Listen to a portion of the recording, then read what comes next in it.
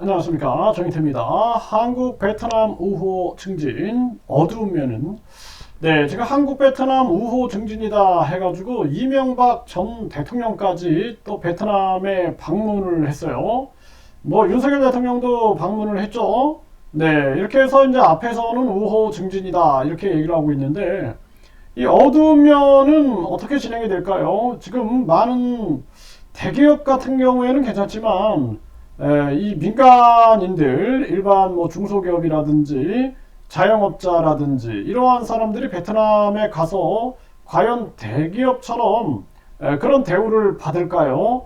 이거 냉철하게 판단해야 됩니다. 그래서 많은 분들이 지금 한국이 미래가 없어요. 그래서 한국이 저출산 고령화, 거기에다가 자살률 세계 1위 뿐만 아니라 경제가 붕괴되고 있으니까 베트남으로 많이 가고 있는데, 이 어두운 면도 좀 알아야 된다, 저는 그렇게 말씀을 드리고요.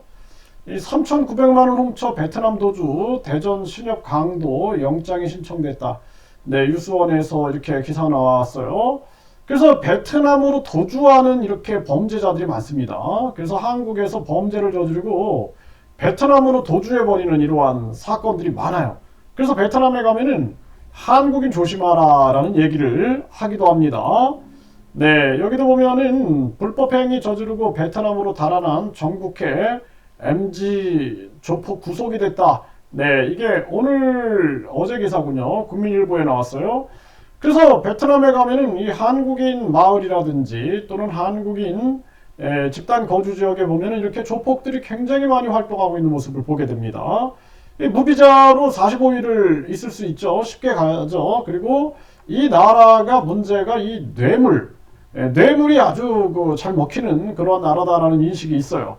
그러니까 되는 것도 없고 안 되는 것도 없다 이런 얘기를 하니까 많은 사람들이 이제 베트남으로 가는 경우가 되게 많죠.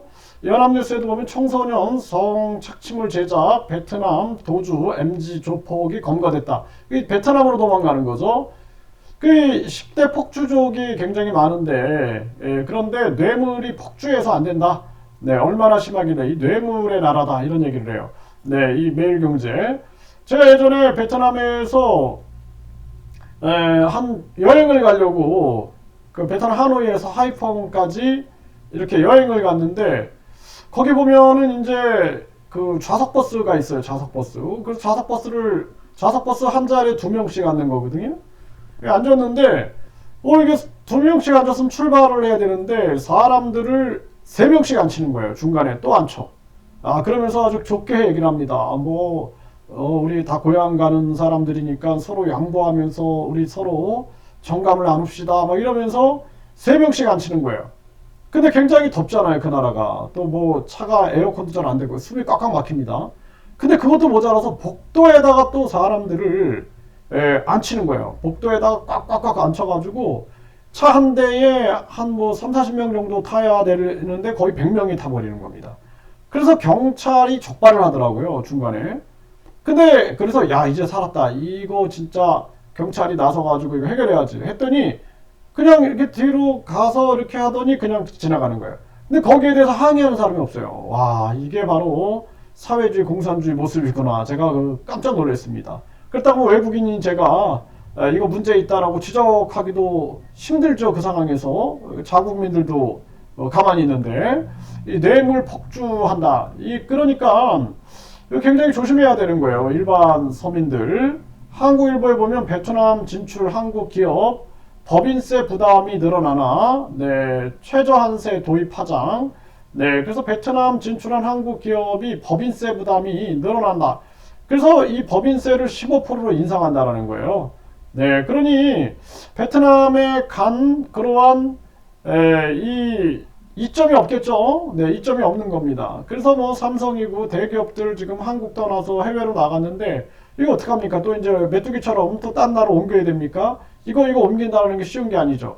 그렇기 때문에 대한민국이 왜 국민들을 못 살리는지 모르겠어요. 그래서 유턴 기업들을 아예 그냥 이 세금 세제 혜택을 주고 지원을 해줘가지고 저 지방이 지금 텅텅 비고 있잖아요. 지방에다가 경제 자유지역 해가지고 여기는 상속세 증여세 빨리 폐지해버리고 그리고 최저임금제 폐지해버리고 국민권익금제를 운영해가지고 그래서 결국에는 해외로 나간 기업들이 국내로 들어올 수 있게끔 해야 돼요. 그리고 도리어 외국인 근로자를 유치하는 한이 있어도 국내에서 그렇게 해야 된다. 국내에서. 해외로 나가지 말고. 이 해외 나가서 이렇게 해봤자 그 나라에 세금 내고 그 나라에다가 고용 창출하고 투자 창출하고 소비 창출하게 되는 거죠.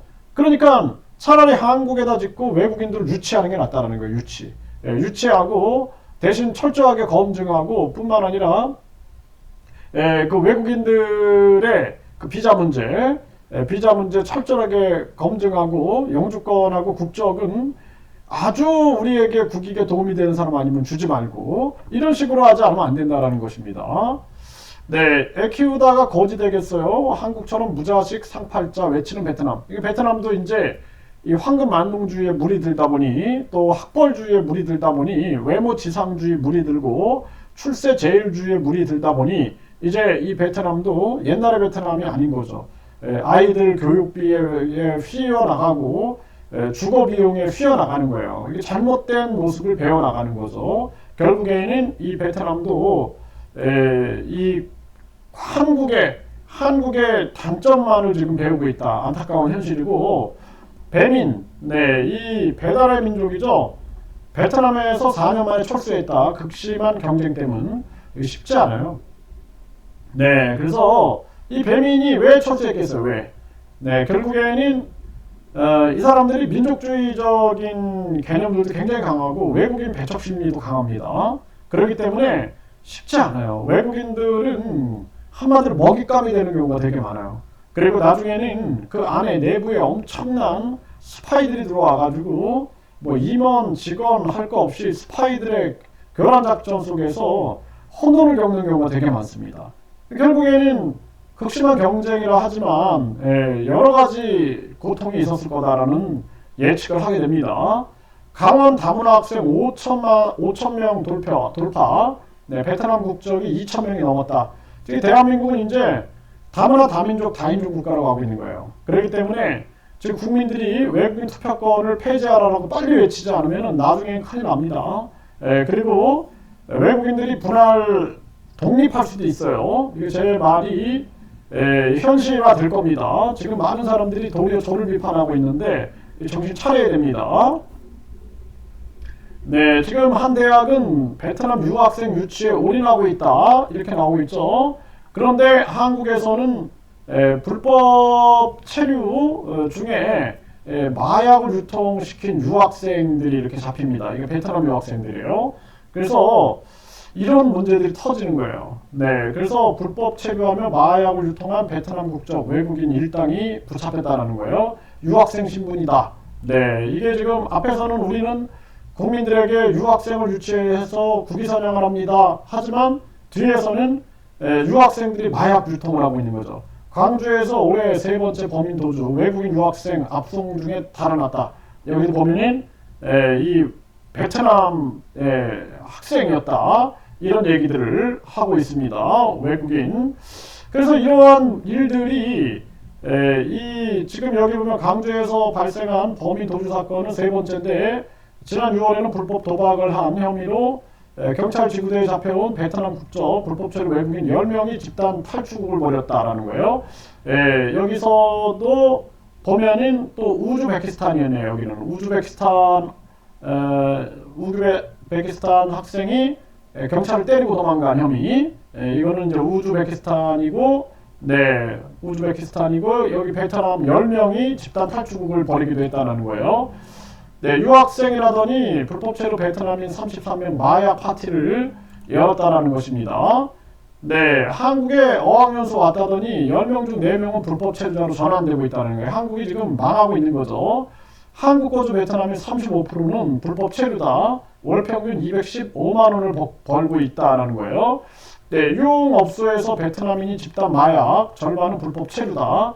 네, 그래서 앞에서는 우리가 뭐 한국, 베트남, 우호 증진 막 이렇게 얘기하지만 100명 중 35%가 불법 체류다.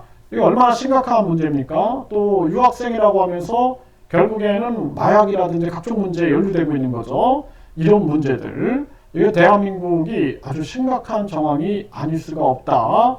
그래서 제가 말하는 것은 한국, 베트남이든 한국, 우즈베키스탄이든 간에 진정성이라는 게 되게 중요한 거예요. 진정성. 앞과 뒤가 다르면 안 됩니다. 네, 그래서 이런 문제, 그리고 국민을 속여서는 안 돼요.